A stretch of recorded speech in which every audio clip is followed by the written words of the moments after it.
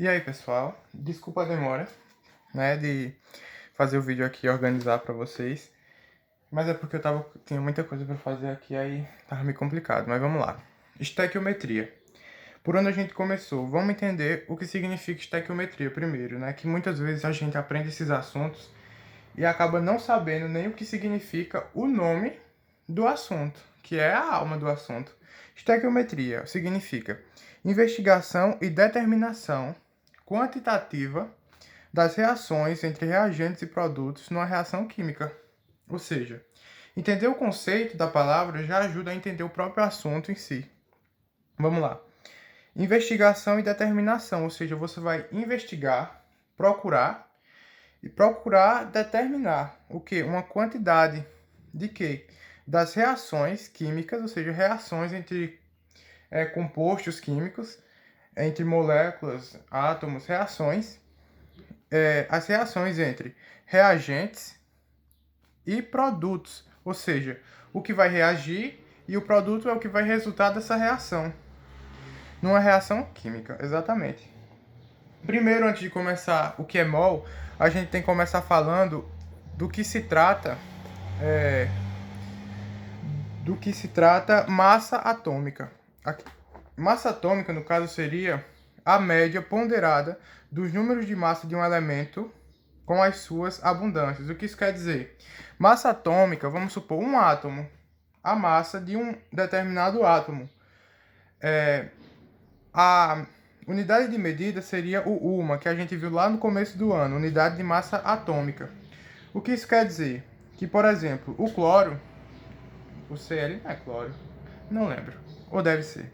O Cl, por exemplo, tem o Cl 35 e tem o 37. No caso, para a gente saber qual seria a massa atômica, a gente teria que pegar esses dois, ver a abundância de cada um, do Cl35, 75%, do Cl37, 25%. A gente deveria fazer uma média ponderada dos números de massa desse elemento. O que seria essa média ponderada? Seria a abundância vezes o número dele, no caso, vezes o 35, mais 25 vezes o 37, ou seja, 25% vezes os 37 do Cl, dividido por 100, ou dividido pela soma das porcentagens, que no caso daria 35,5 ou U, que seria a massa atômica, que tem diferença, observação aqui, ó, massa atômica é diferente de número de massa.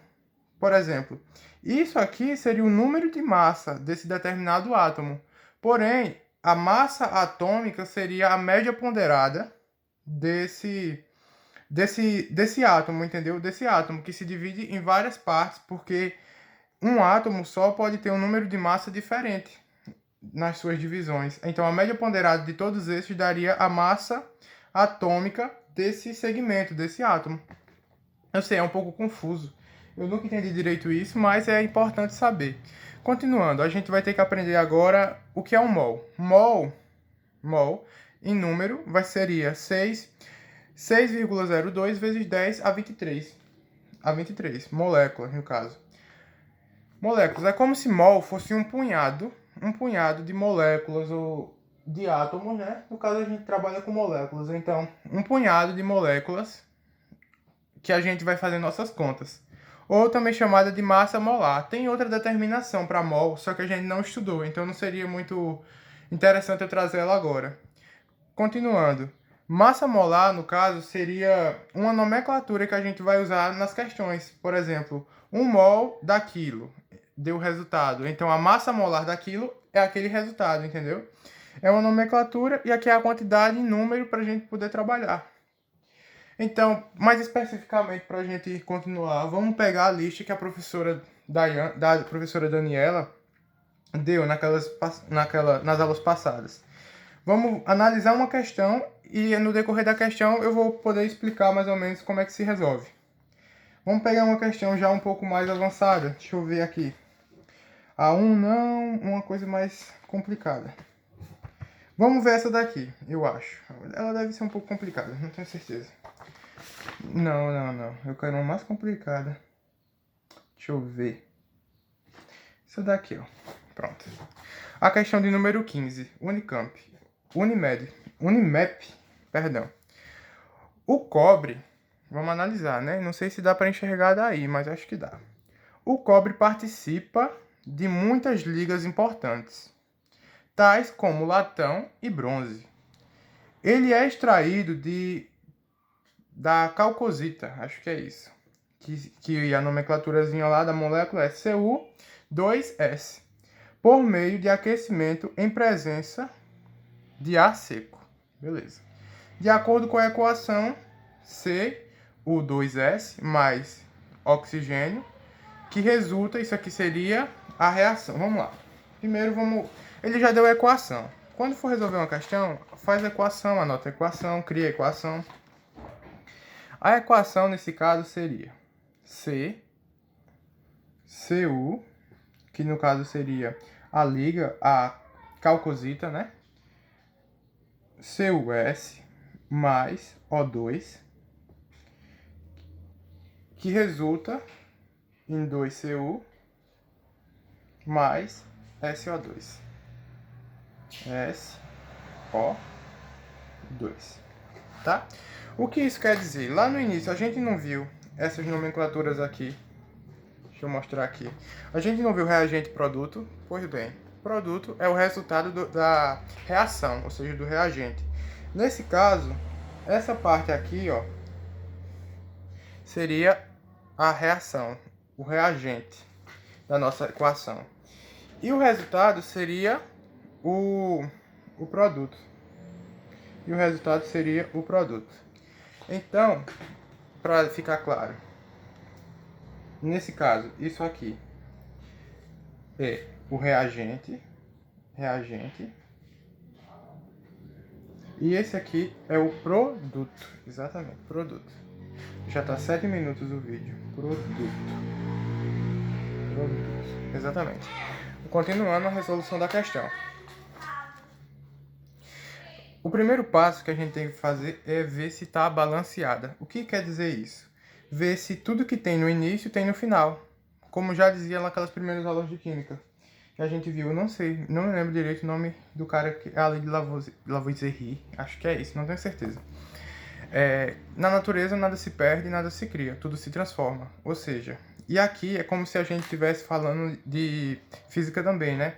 Daquelas mudanças de temperatura num ambiente fechado, controlado. Aqui é uma reação controlada, ou seja, tudo que acontece aqui vem para cá. Não pode sair porque é controlado. Então a gente tem que analisar se tudo está correto. Vamos lá. Primeiro a gente vai ver o que tem aqui. Então aqui temos de Cu duas, ou seja, duas moléculas de Cu. Um átomo, né?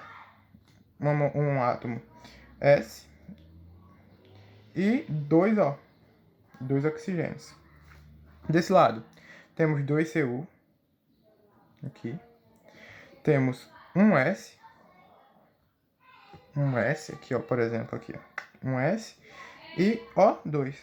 Nesse caso, a equação está balanceada. Por que ela está balanceada? Porque tudo que tem aqui, tem aqui. Ou seja, eles são equivalentes, tá? Esse é equivalente a esse. Ou seja, são como se fossem iguais, tá?